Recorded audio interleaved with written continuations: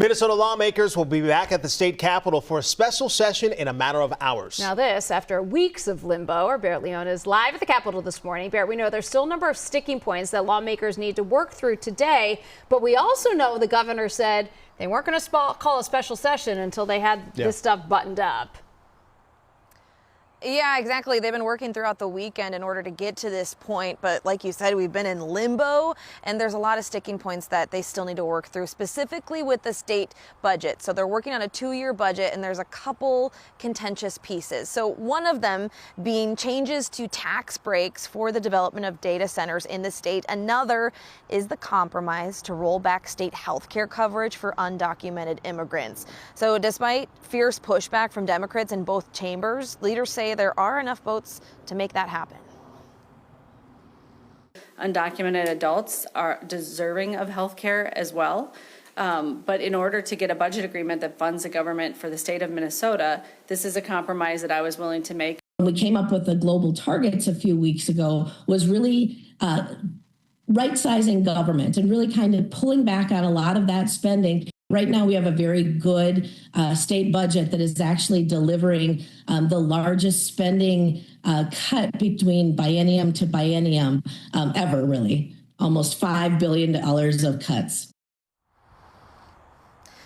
So the speaker says to plan for a long day. There's also a chance they could be done early, but they have 14 bills ahead of them, under 24 hours in order to get this all done. Special session is set to start today at 10 o'clock and end tomorrow at 7 a.m. So a lot to work through here. Yeah. Sure is. All right, Barrett Leone live for us at the state capitol this morning. Thank you. Now, also today, we expect to hear from the Minnesota House People of Color and Indigenous Caucus. They will be speaking out against the repeal of MNCare coverage for undocumented people in Minnesota. That'll be at 8 o'clock this morning. In our nation's capital, President Trump's big, beautiful bill continues to face big-time pushback. The president has said he wants his sweeping budget bill on his desk by July 4th. The legislation has narrowly passed in the House, but it faces major challenges in the Senate. Many senators, including members of Trump's own party, oppose the bill in its current form. Senator Amy Klobuchar spoke with CBS' Margaret Brennan on Sunday on Face the Nation.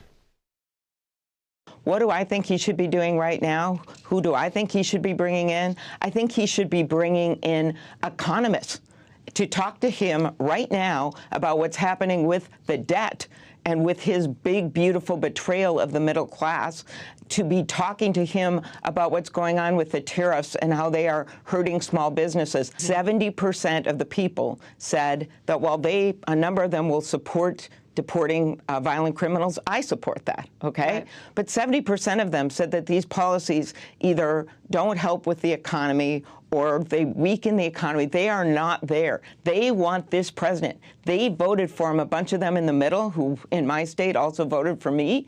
They want him to bring down costs. They don't want him to be kicking old people out of assisted living or cut the food assistance for veterans.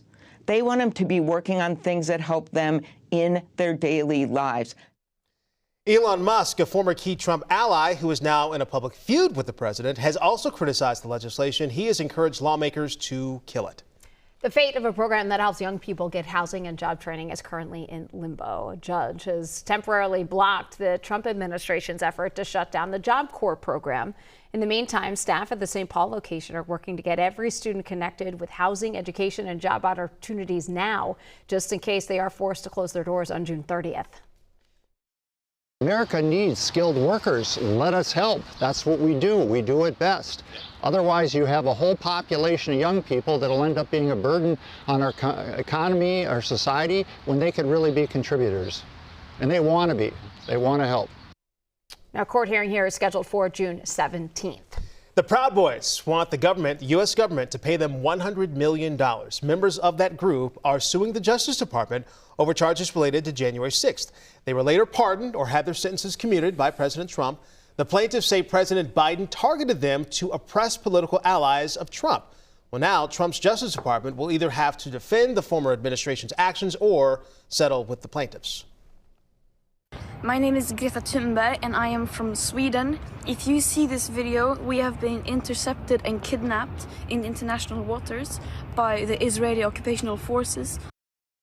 A mission to bring aid to Gaza ends after a group of activists are stopped by the Israeli military. You just heard from Swedish activist Greta Thunberg. She's along with other activists. They're aboard a sailboat that they call the Freedom Flotilla's Madeleine. They've been detained. Now, Israeli forces boarded that ship while they were in the international waters.